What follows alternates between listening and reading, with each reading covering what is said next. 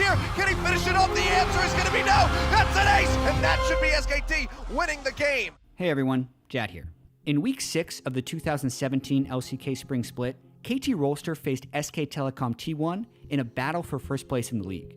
Game 3 was one of the closest matches I've ever seen, and it hinged on so many different decisions which could have swung the outcome. Those decisions, in the final minutes of the game, are what we're covering this week on The Breakdown.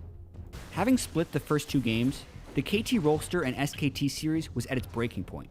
49 minutes into Game 3, KT was sieging SKT's bottom inhibitor turret, hoping to destroy it since they had already cleared the top lane inhibitor. What followed was a flurry of events which pushed both teams to their absolute limits. Let's get into it. Looking at the team compositions, KT have 3 ranged physical damage dealers in Graves, Jace, and Ashe.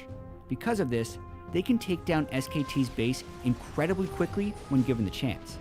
SKT, on the other hand, sport 4 melee champions in Rumble, Rengar, Zed, and Tahm Kench. With such a range discrepancy, SKT is put into situations where they're forced to fight KT in order to defend their base.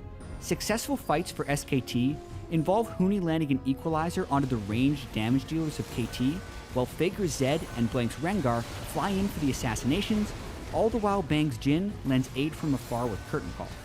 Successful fights for KT involve picking off SKT before the fight even begins with a Gragas Explosive Cask from Smeb or an Ashe Arrow from Deft. Alternatively, a successful fight for KT involves keeping their ranged champions safe while still allowing them to deal damage to SKT's initiators. As KT land a killing blow onto SKT's bottom turret, SKT make the decision to attempt a flank. But based on the position of KT's minion wave in the top lane, SKT doesn't have long to make it work. Blank and Huni approach from the side as KT try to retreat. And this fight plays out about as well as SKT could hope.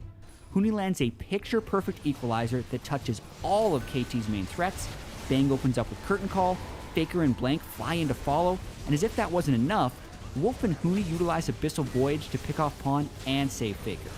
This is where SKT's decision-making kicks into high gear. KT's super minions destroy an SKT Nexus turret at the tail end of the fight, and SKT know they need to maximize the value of KT's death timers while still defending their base. It's a complex problem. SKT have to quickly decide how to best defend their base from a minion wave of that size, while also deciding how to prioritize objectives, and also who to send to those objectives. Plus, any hesitation is costly. Initially, Faker begins channeling his recall, but then changes his mind as SKT's plan begins to take shape. SKT opt to recall Wolf's Tahm Kench and Huni's Rumble while sending their 3 best turret killers towards KT's mid lane inhibitor turret. Then, since Score's Graves shows up to clear the minion wave in the mid lane, Huni opts to teleport onto the sole surviving minion, which keeps the mid lane turret vulnerable and pushes Score completely back. All of these decisions have consequences. While Huni helped SKT open up KT's mid lane, it was at the cost of SKT's second Nexus turret, as Wolf can't stave off so many minions by himself. He did manage to keep KT's minions from destroying the Nexus though, which bought the rest of SKT just enough time to push. Right after SKT finished the KT inhibitor, they need to decide, do they reset and get their minion waves under control, or do they try to rush Baron before KT respawns? Again, Faker briefly channels his recall before heading with his team towards Baron. It's going to be close. Here, Faker actually stops for blue buff, which slows down his ability to reach Baron, but it has the potential to come in handy later on. KT make the near instant decision to try and stop SKT from getting Baron, but they have to check blindly. Score can assume the Baron has been started, otherwise SKT would have people showing on the map clearing the minion wave on top side. So Score smartly wards over the wall first, but then burns his quick draw instead of utilizing the blast cone to hop over the wall. Then Deft's Hawkshot and Enchanted Crystal Arrow enter the pit, and SKT try and lay down an equalizer to stop Score from further harassing them.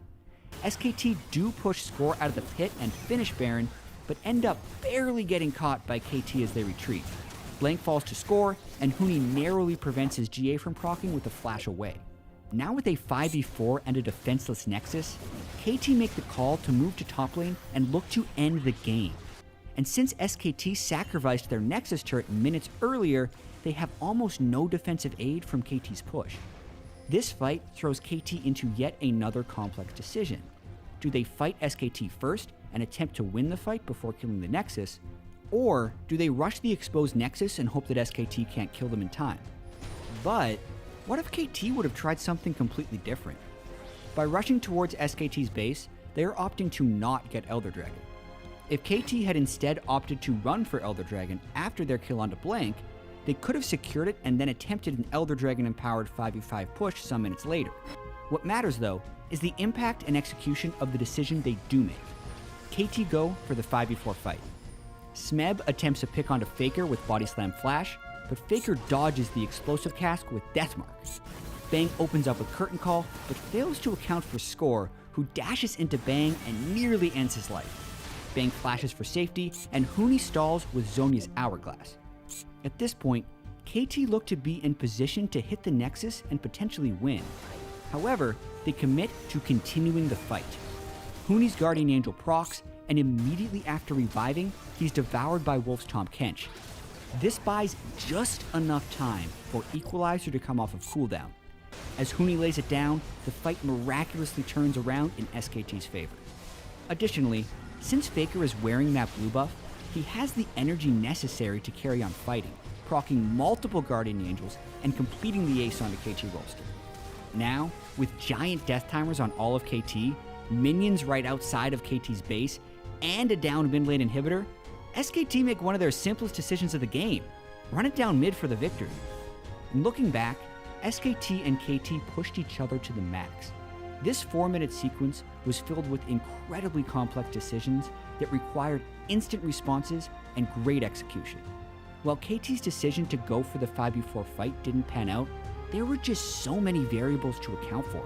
Had Faker not had blue buff, had KT opted to take Elder Dragon instead of push for the end, or had SKT's execution been any different in the final fight, KT probably ends up winning. But at the end of the day, SK Telecom T1 prevailed as usual.